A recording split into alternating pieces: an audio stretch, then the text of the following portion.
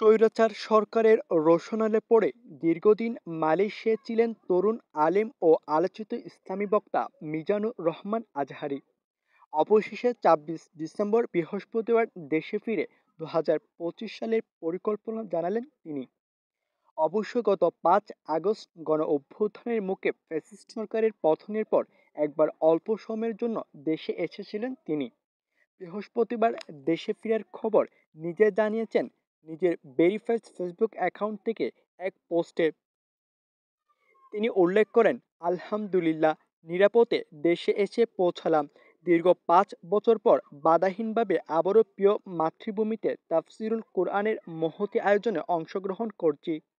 উদ্বোধনী প্রোগ্রাম হিসেবে আগামীকাল কক্সবাজারের পেখুয়ার বৃহত্তর সাবেক গুলদি তাফসির ময়দানে আলোচনা পেশ করব। এটি একটি ওয়ার্ম আপ প্রোগ্রাম। মূলত নতুন বছর ২০২৫ জানুয়ারি থেকে বিভাগীয় সফর শুরু হবে ইনশাআল্লাহ। প্রতিটি বিভাগে একটি করে প্রোগ্রামে অংশগ্রহণ করার ইচ্ছা আছে। রাব্বে কারিম নব উদ্যমে এই দাওয়াতি অভিযাত্রায় যুক্ত রাখুন।